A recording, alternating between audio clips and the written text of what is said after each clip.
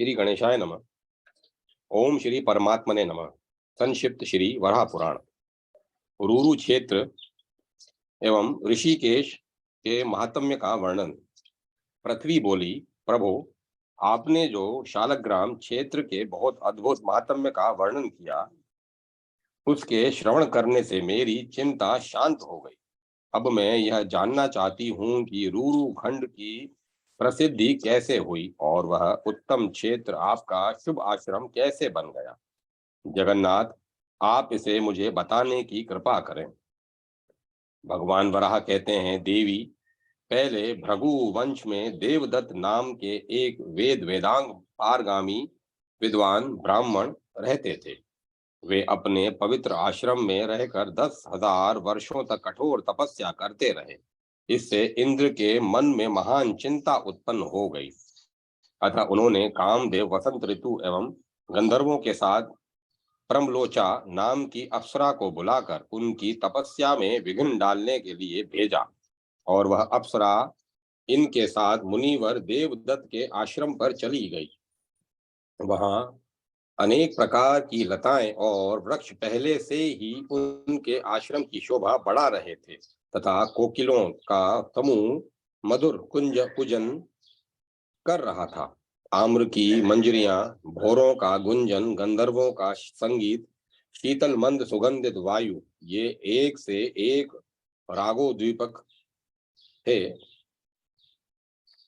अत्यंत स्वच्छ, सुगंधित और मधुर जल से सरोवर भरा था, जिसमें कमलों का समुदाय खिला हुआ था। इसी समय उस परम सुंदरी अप्सरा ने अत्यंत मधुर संगीत का तान छेड़ा। इधर कामदेव ने भी अपना पुष्पमय धनुष खींचा और उस पर बाणों का संधान कर शांत चित्त वाले मुनिवर देवदत्त को अपना लक्ष्य बनाया। रम्य आलाप से संपन्न इस सुमधुर संगीत को सुनकर उन उत्तम व्रती मुनिवर देवदत्त का चित्त विशुद्ध हो उठा। अब वे इधर उधर देखते हुए आश्रम में घूमने लगे। इसी बीच सुंदर अंगों को से शोभा पाने वाली वह प्रमलोचा भी उन्हें दिख गई। उस समय वह गेंद उछाल रही थी। उसकी दृष्टि पड़ते ही मुनिवर देवदत्त कामदेव के बाण से भिंद गए। उसी समय प्रमलोचा के अंगों पर मलय वायु झोंका लगा, जिससे उसके वस्त्र भी खिसक गए। अब मुनि अपने को संभाल न सके। उन्होंने उससे पूछा, सुभगे, तुम कौन हो तथा इस उपवन में कैसे आई हो। अंत में उसकी सम्मति से उसके साथ रहते हुए उन्होंने अपने तप के प्रभाव से अनेक मनोहर भोगों को भोगा। सुख भोग में आसक्त होकर दिन रात वे कभी सोते भी न थे। इस प्रकार बहुत दिन व्यतीत हो गए। एक दिन की बात है, उनका विवेक जागृत हुआ और वे अज्ञान रूपी नींद से सहसा जाग उठे। वे कहने लगे, अहो भगवान श्री हरि की माया कैसी प्रबल है, जिसके प्रभाव से मैं भी मोह के गर्त में डूब गया। यह जानते हुए भी कि इससे मेरी तपस्या नष्ट हो जाएगी, प्रबल देव के अधीन होने के कारण मैंने यह कुत्सित कार्य कर डाला। सुभाषित के नाम से यह प्रवाद प्रसिद्ध है कि नारी अग्नि के कुंड जैसी है और पुरुष घृत के घड़े के समान। पर मेरी समझ से तो यह मूर्खों का प्रवाद मात्र है। विचार की दृष्टि से देखा जाए तो वस्तुतः इसमें बहुत बड़ा अंतर है, क्योंकि घी का घड़ा तो आग पर रखने से पिघलता है, न कि देखने मात्र से, किंतु पुरुष तो स्त्री को देखकर ही पिघल उठता है। तथापि इस स्त्री का यहाँ कोई अपराध नहीं है, क्योंकि मैं स्वयं अपनी इंद्रियों पर विजय प्राप्त करने में असमर्थ था। इस प्रकार पश्चाताप करते हुए उन्होंने प्रमलोचा को वहां से विदा कर दिया। फिर सोचने लगे, इस स्थान में यह विघ्न हुआ है, अतः मैं अब इस आश्रम का परित्याग कर कहीं अन्यत्र चलूं। और वहां तीव्र तपस्या का आश्रय लेकर इस शरीर को सुखा दूं। इस प्रकार निश्चय कर वे भृगु मुनि के आश्रम पर गए और वहां गढ़ की नदी के संगम में स्नान कर देवताओं और पितरों का उन्होंने तर्पण किया एवं भगवान विष्णु और शिव की भली भांति पूजा की। फिर वे भगवान शंकर के दर्शन की अभिलाषा से गड़की के तट पर स्थित भृगु तुंग पर कठोर तपस्या करने लगे। इस प्रकार बहुत दिन बीतने पर भगवान शंकर उन मुनिवर पर संतुष्ट हुए। उनके लिंग रूप में सहसा ऊपर और नीचे से जल की तिरछी धाराएं निकलने लगी। फिर वे बोले मुने, इधर मुझे देखो, मैं शिव हूँ। तुम्हें जानना चाहिए कि विष्णु भी मैं ही हूँ। हम दोनों में तत्वतः कोई भेद नहीं है। इसके पूर्व में तप में इसके पूर्व के तप में तुम्हारी मुझ में और विष्णु में भेद वृष्टि थी, अतः तुम्हें विघ्नों का सामना करना पड़ा तथा तुम्हारी महान तपस्या क्षीण हो गई। अब तुम हम दोनों को समान भाव से ही देखो, इससे तुम्हें फिर शीघ्र ही सिद्धि सुलभ हो जाएगी। जहाँ तुमने तपस्या की है और अनेकों शिवलिंगों का प्राकट्य हुआ है, यह स्थान संगम नाम से प्रसिद्ध होगा। इस गढ़ की तीर्थ में स्नान करके जो यहाँ मेरे इन लिंगों की पूजा करेगा, उसे सम्यक प्रकार से योग का उत्तम फल प्राप्त हो जाएगा, इसमें कोई संदेह नहीं। मुनि को वर देकर भगवान शंकर वहीं अंतर ध्यान हो गए और वे उनके बताए मार्ग का अनुसरण करने लगे। अतः वे परम सायुज्य पद को प्राप्त हुए।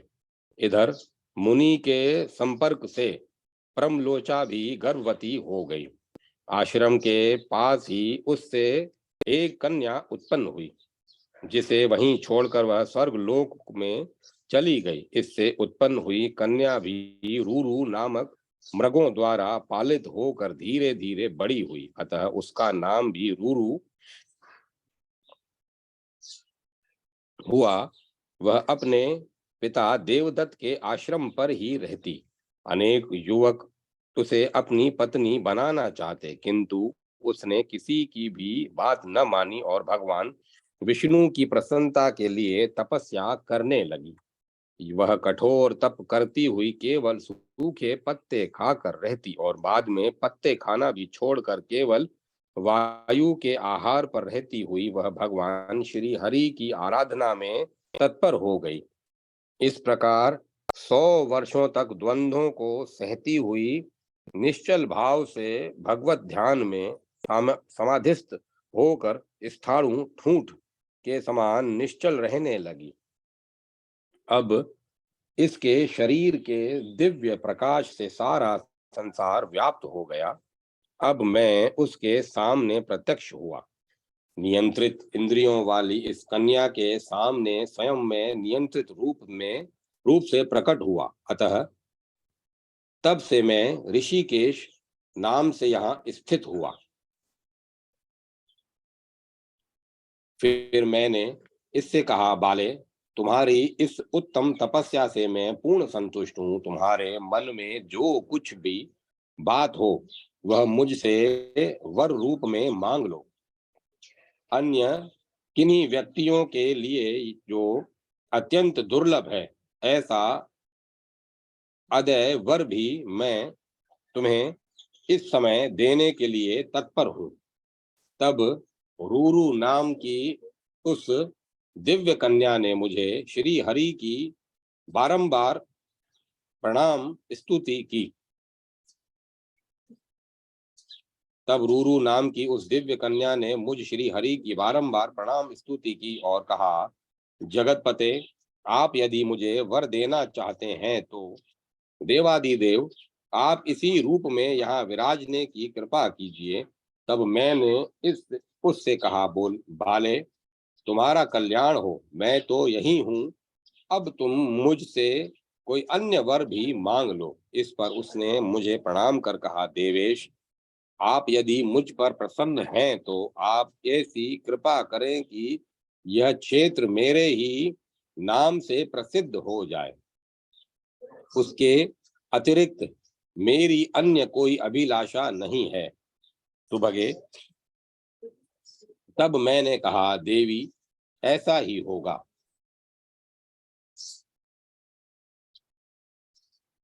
देवी ऐसा ही होगा, तुम्हारा यह शरीर सर्वोत्तम तीर्थ होगा और यह समस्त क्षेत्र भी तुम्हारे ही नाम से विख्यात होगा। साथ ही जो मनुष्य इस तीर्थ में 3 रातों तक निवास एवं स्नान करेगा वह मेरे दर्शन से पवित्र हो जाएगा, इसमें कोई संशय नहीं। इस उसके जाने अनजाने किए गए सभी पाप नष्ट हो जाएंगे, इसमें कोई संदेह नहीं। देवी इस प्रकार रूरू को वर देकर मैं वहीं अंतर ध्यान हो गया और वह भी समय अनुसार पवित्र तीर्थ बन गई। अध्याय 146 समाप्त। गोनिष्क्रमण तीर्थ और उसका महात्म्य। धरणी ने कहा, भगवन आपकी कृपा से मैंने रूरू क्षेत्र ऋषिकेश की महिमा का वर्णन सुना। देवेश अब जो अन्य पावन क्षेत्र हैं उन्हें बताने की कृपा कीजिए। भगवान वराह कहते हैं, देवी हिमालय पर्वत के शिखर पर मेरा एक क्षेत्र है जिसका नाम गोनिष्क्रमण, जहाँ पहले सुरभि आदि गौएं समुद्र से तैरकर बाहर निकली थी। बहुत पहले उवर नाम से प्रसिद्ध एक प्रजापति थे जिन्होंने यहाँ दीर्घ काल तक निष्काम भाव से तपस्या की थी।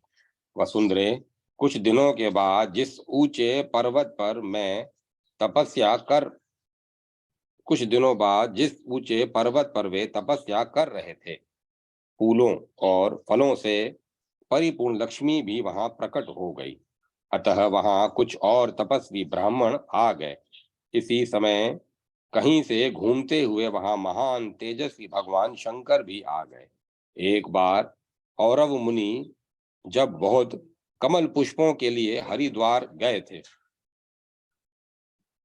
एक बार औरव मुनि जब कुछ कमल पुष्पों के लिए हरिद्वार गए थे कि महादेव ने अपने उग्र तेज से औरव मुनि की उस प्रिय आश्रम को भस्म कर दिया और फिर कहा वहां से यथाशीघ्र अपने वास स्थान हिमालय पर चले गए।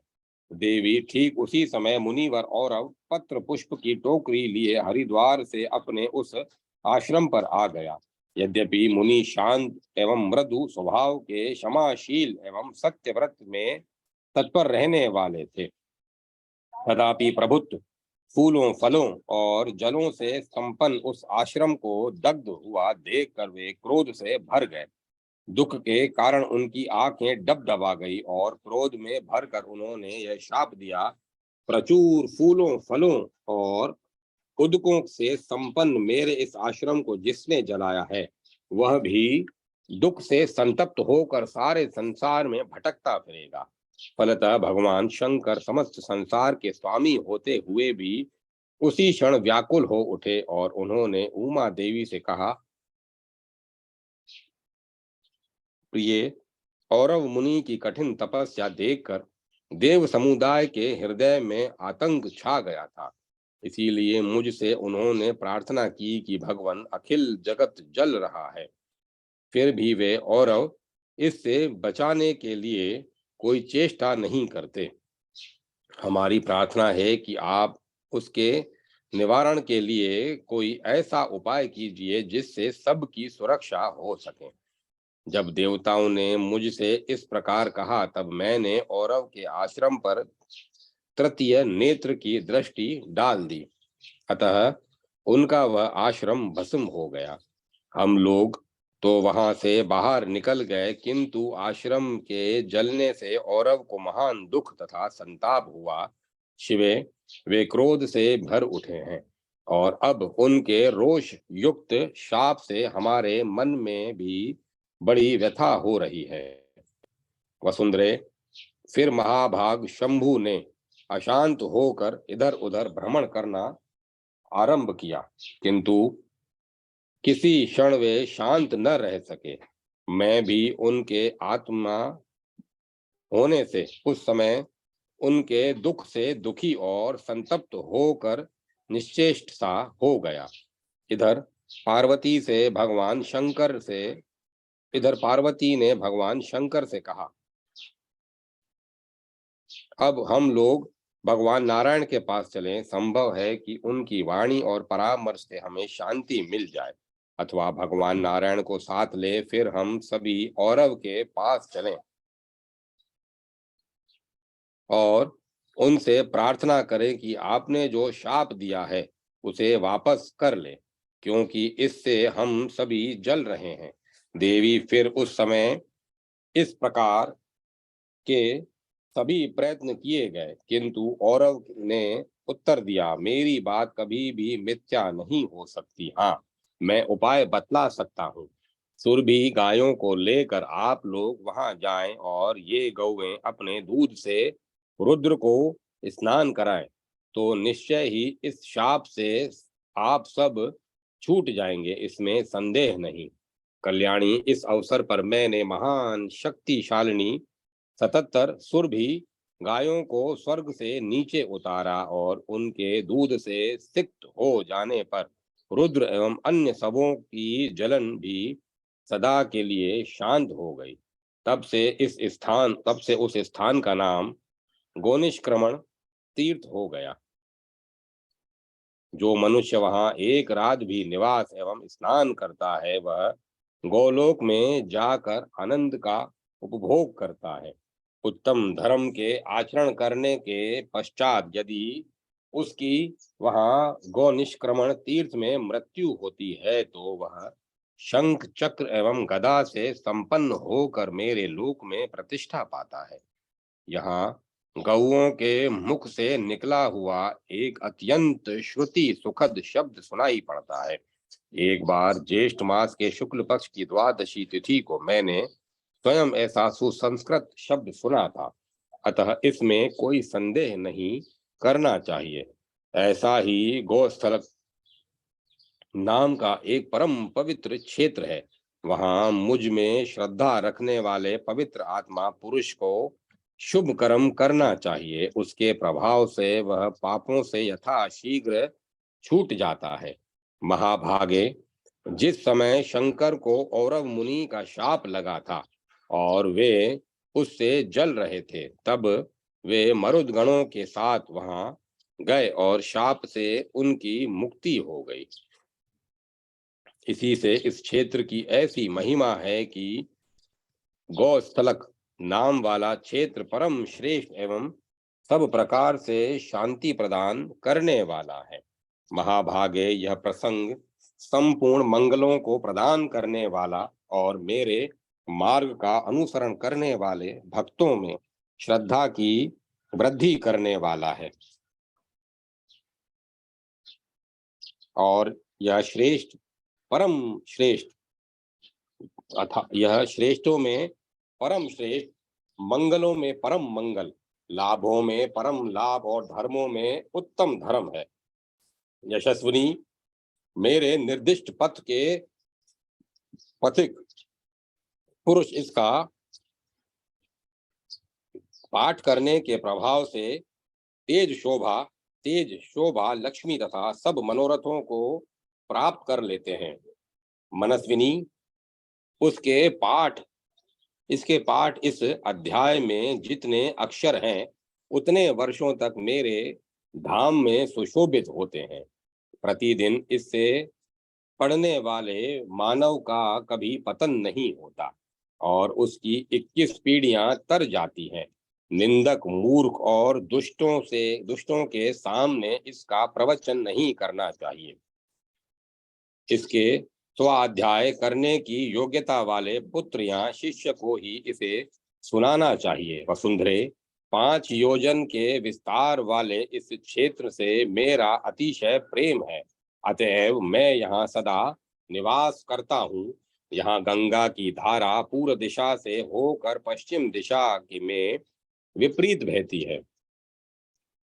अनुमानतः यह स्थान ऋषिकेश के ऊपर व्यास घाट से कुछ दूर आगे है। पश्चिम दिशा में विपरीत बहती है। ऐसे गृह रहस्य की जानकारी सभी सत्कर्मों में सुख प्रदान करती है। महाभागे, यही वह गुप्त क्षेत्र है जिसके विषय में तुमने पूछा था। अध्याय 147 पूर्ण। स्तुत स्वामी का महात्म्य। पृथ्वी बोली, जगत प्रभु, गौओं की महिमा बड़ी विचित्र है। इसे सुनकर मेरी संपूर्ण शंकाएं शांत हो गई। नारायण, ऐसे ही अन्य भी कुछ गुप्त तीर्थों को बताने की कृपा कीजिए। प्रभु, यदि इस क्षेत्र में से भी कोई विशिष्ट श्रेष्ठ क्षेत्र हो तो उसे भी समझा सुनाइए। भगवान वराह कहते हैं, महाभागे, अब मैं तुम्हें एक दूसरा क्षेत्र बताता हूँ जिसका नाम है स्तुत स्वामी। सुंदरी, द्वापर युग आने पर मैं वहां निवास करूंगा। उस समय श्री वसुदेव जी मेरे पिता होंगे और देव की माता कृष्ण मेरा नाम होगा। और उस समय मैं सभी असुरों का संहार करूंगा। उस समय मेरे 5 शांडिल्य, जाजली, कपिल, उपसायक और भृगु नामक धर्मनिष्ठ शिष्य होंगे। और मैं वासुदेव, संकर्षण, प्रद्युम्न तथा अनिरुद्ध इन 4 रूपों में सदा प्रत्यक्ष रहूंगा। उस समय कुछ लोग मेरे चतुर्व्यूह की उपासना से, कुछ ज्ञान के प्रभाव से और कुछ व्यक्ति सत्कर्म में परायण रहकर मुक्त होंगे। तो श्रोणी, कितनों को तो इच्छा अनुसार किया हुआ यज्ञ तथा बहुतों को कर्म योग इस संसार से तार देता है। कुछ सज्जन योग का फल भोग कर मुझ में स्थित संसार को देखते हैं। मुझ में विधि पूर्वक निष्ठा रखने वाले कितने मनुष्य सब जीवों में मेरा ही रूप देखते हैं। भू में बहुत से पुरुष अखिल धर्मों का आचरण करते हैं, सब कुछ भोजन कर लेते हैं और सभी पदार्थों का विक्रय भी करते हैं। तब भी यदि उनका चित्त मुझ में एकाग्र रहा है, वे उचित व्यवस्था में लगे रहे तो उन्हें मेरा दर्शन सुलभ हो जाता है।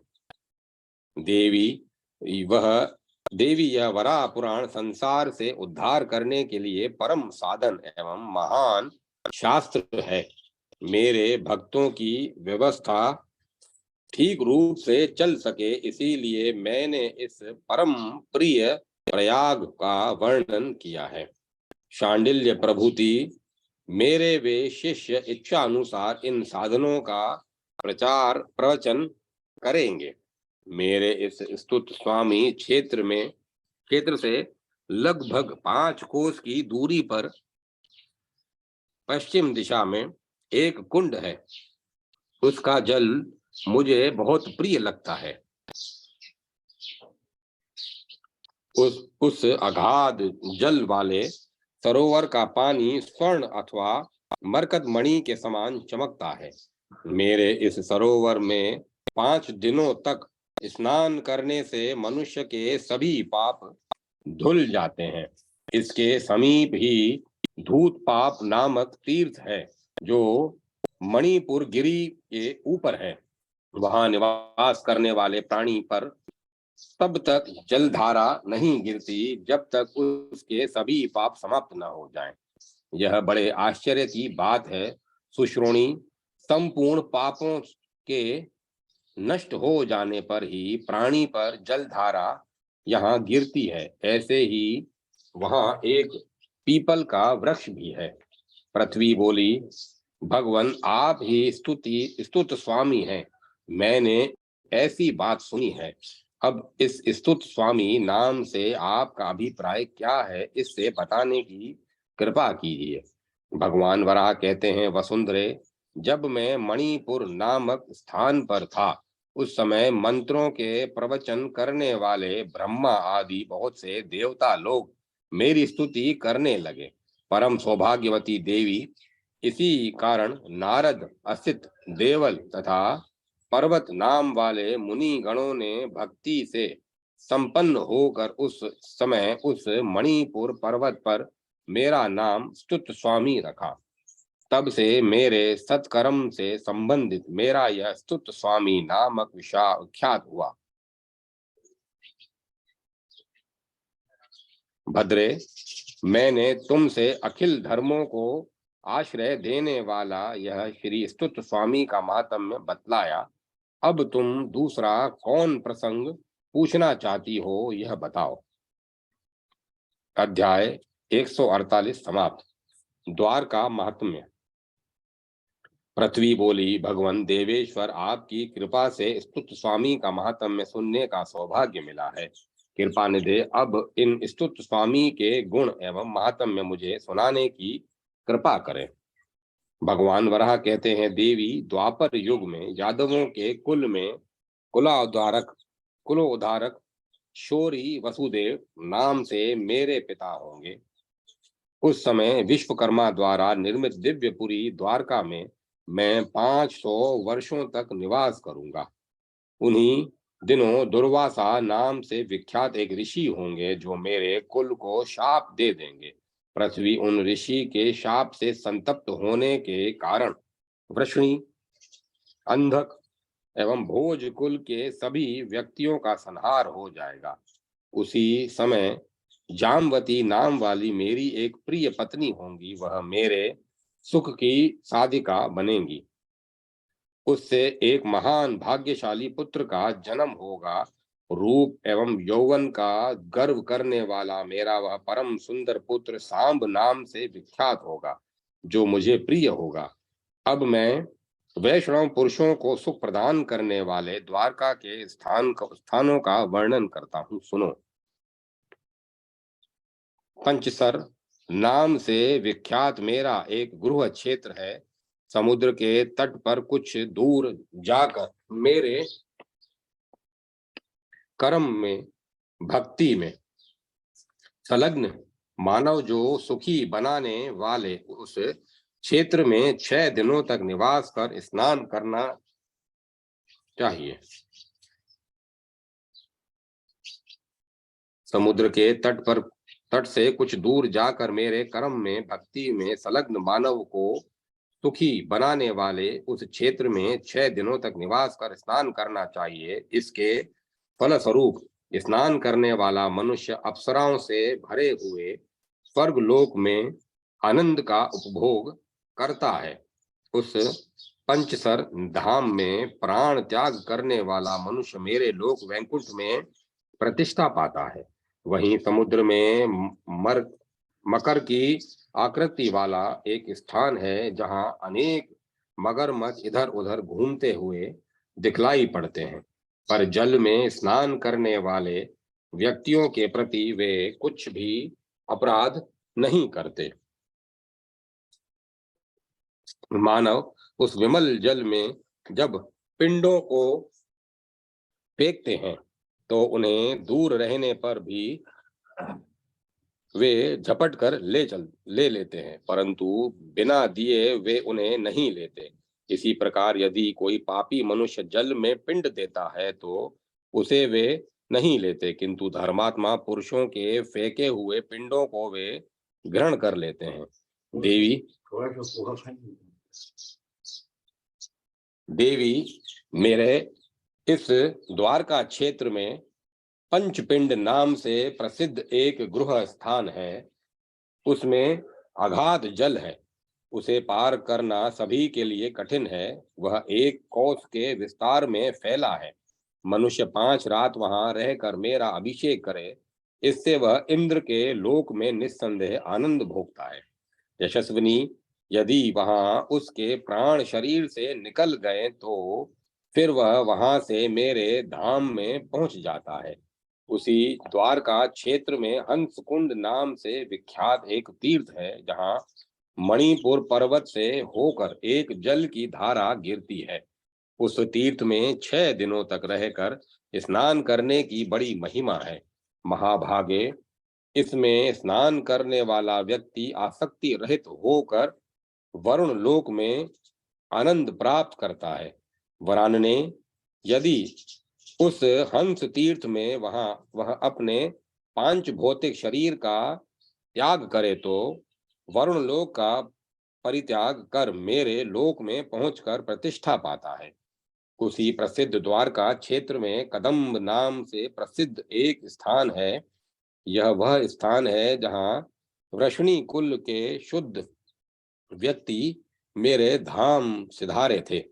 मनुष्य को चाहिए कि 4 रात तक वहां निवास करके मेरा अभिषेक करे। ऐसा करने से वह पुण्यात्मा पुरुष ही निस्संदेह ऋषियों के लोकों को प्राप्त कर लेता है। वसुंधरे, मेरी उसी द्वारका क्षेत्र में चक्र तीर्थ नाम से प्रसिद्ध एक श्रेष्ठ स्थान है। वहां मणिपुर पर्वत से होती हुई जल की 5 धाराएं गिरती हैं। 5 दिनों तक वहां रहकर अभिषेक करने वाला मनुष्य 10,000 वर्षों तक स्वर्ग में सुख भोगता है। लोभ और मोह से मुक्त होकर मानव यदि वहां प्राण छोड़ता है तो संपूर्ण आसक्तियों का परित्याग कर वह मेरे धाम में चला जाता है। उसी द्वारका क्षेत्र में एक रेवतक नाम का तीर्थ है जहां मैं लीला करता हूँ। वह स्थान समस्त लोकों में प्रसिद्ध है। बहुत सी लताएं, वलरियां और फूल उसकी छवि छिटकाते रहते हैं। उसके 10 दिशाओं में अनेक वर्ण वाले पत्थर तथा गुहाएं हैं और वह वापियों तथा कंदराओं से भी युक्त है तथा देव समुदाय के लिए भी दुर्लभ है। मनुष्यों को 6 दिनों तक वहां रहकर अभिषेक करना चाहिए। फिर तो वह कृत्य होकर निश्चय ही चंद्रमा के लोक में चला जाता है। मेरी पूजा में निरत वह पुरुष यदि वहां प्राणों का त्याग करता है तो उस लोक से मेरे धाम में निवास करने चला जाता है। महाभागे, वहां की भी एक अलौकिक बात बतलाता हूँ, सुनो।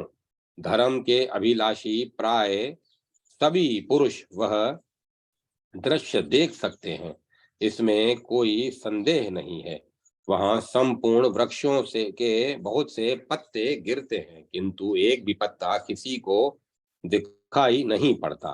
सभी पत्ते विमल जल में चले जाते हैं। एक विशाल वृक्ष मेरे पूर्व भाग में है तथा इसके अतिरिक्त कुछ वृक्ष वृक्ष मेरे पार्श्व भाग में है। देवता लोग इन सब वृक्षों का दर्शन करने में असमर्थ हैं।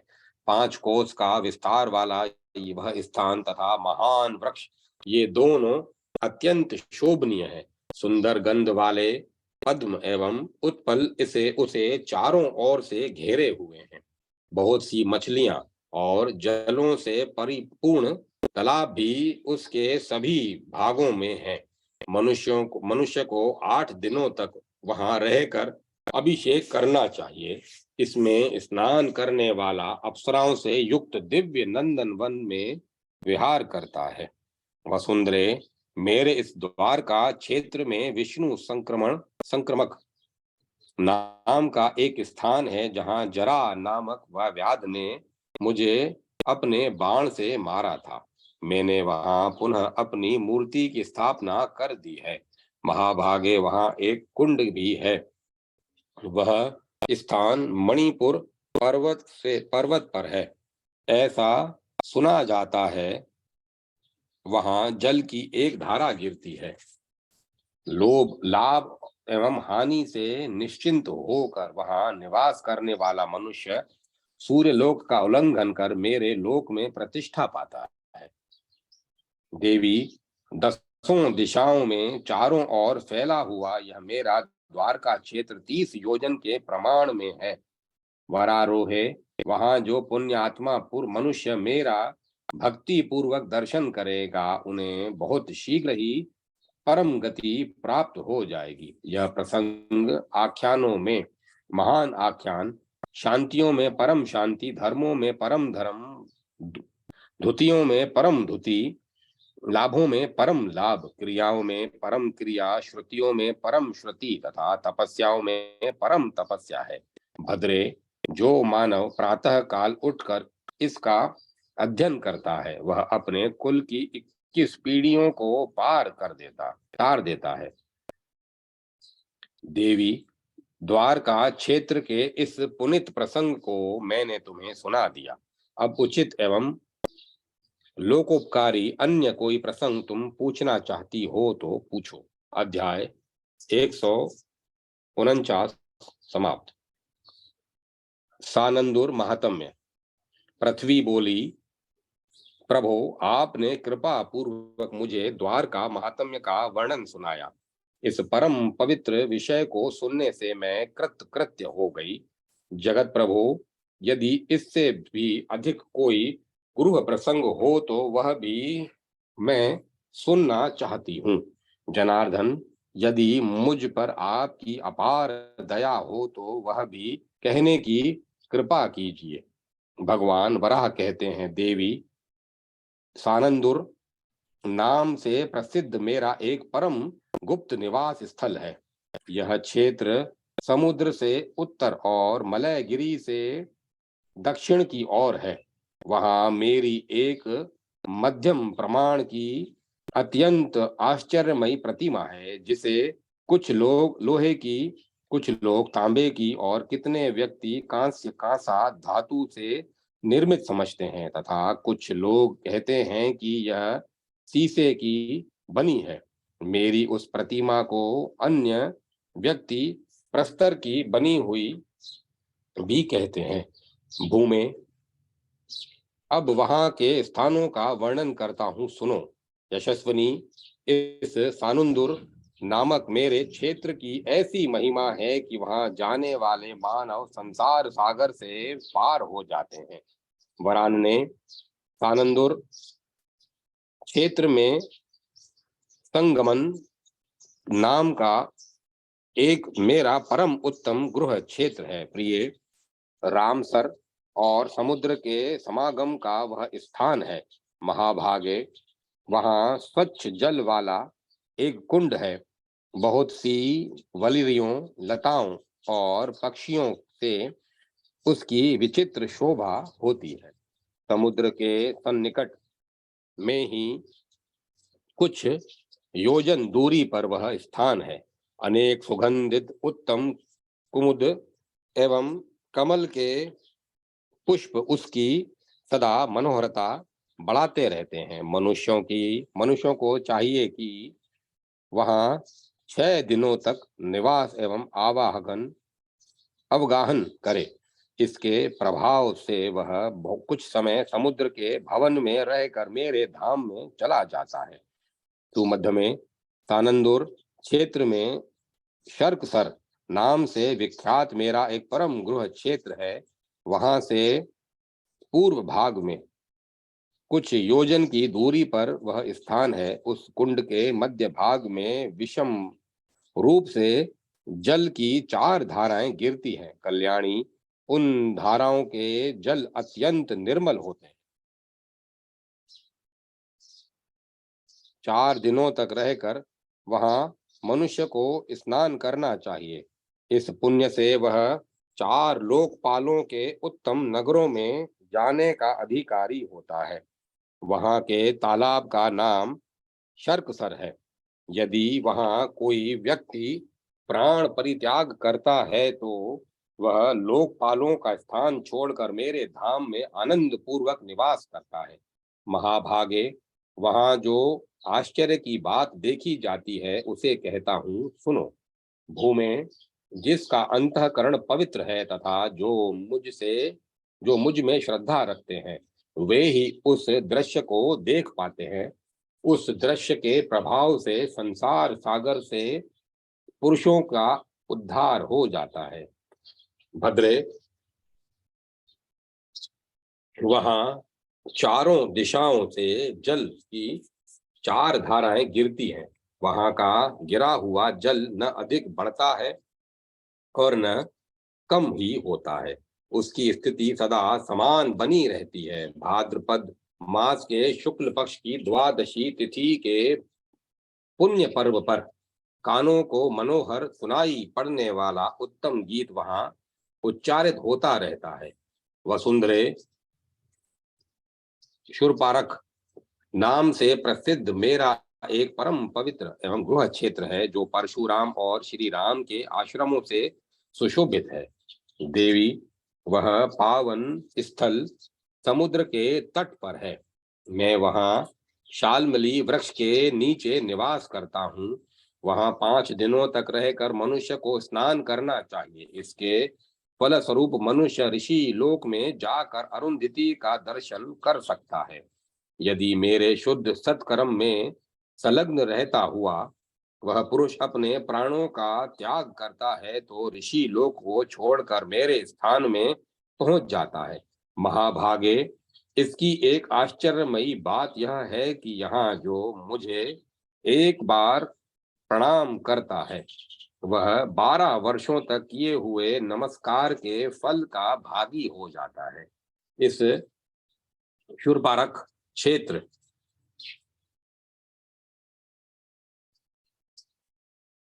में निष्ठावान पुरुष ही मेरा दर्शन कर पाते हैं। माया से मोहित व्यक्ति मुझे नहीं देख पाता। शूरपारक क्षेत्र की बारे में बताया गया है। शूरपारक क्षेत्र आज से आज के बंबई नामक नगर का थाना स्थान है। इसका भागवत 10, 79 एवं 20 तथा महाभारत में 1, 31, 65 जातक आदि में वर्णन आया है एवं इसका सोपार या ओपार नाम से बाइबल में भी उल्लेख मिलता है। शूरपारक क्षेत्र के बारे में वर्णन किया गया था। महाभागे, इसी सानंदुर क्षेत्र में मेरा एक परम गुप्त स्थान है। वायव्य, पश्चिम और उत्तर, वायव्य, पश्चिम और उत्तर के कोण में विराजमान उस क्षेत्र का नाम जटाकुंड है। प्रिय, चारों ओर वह 10 योजन तक फैला है। यह स्थान मलयाचल के दक्षिण और समुद्र के उत्तर भाग में है। यहाँ रहकर मानव को 5 दिनों तक स्नान करना चाहिए। इसके फलस्वरूप वह व्यक्ति अगस्त्य मुनि के आश्रम में जाकर निश्चय ही आनंद पूर्वक निवास कर सकता है। यदि मेरा चिंतन करता हुआ मानव वहां प्राण विसर्जन करता है, तो वह उस स्थान को छोड़कर मेरे लोक में जाने का पूर्ण अधिकारी बन जाता है। सुश्रोणी, उस गढ़ की 9 जल की धाराएं हैं। भद्रे, यह सानंदुर क्षेत्र की महिमा का मैंने वर्णन किया। इसे सुनने से भगवान श्री हरि में भक्ति और श्रद्धा बढ़ती है। यह क्षेत्र गृहों में परम गृह और स्थानों में सर्वोत्तम स्थान है। सुश्रोणी, 9 प्रकार की भक्तियों में संलग्न जो व्यक्ति इस सानंदुर क्षेत्र में जाता है, उसे मेरे कथनानुसार वो परम सिद्धि प्राप्त हो जाती है। जो मनुष्य प्रतिदिन प्रसन्नता के साथ इसे पढ़ता है अथवा सुनता है, उसके 18 पीढ़ियों के पूर्व पुरुष तर जाते हैं। अध्याय 150 समाप्त। अब मैं कथा को विराम देता हूँ।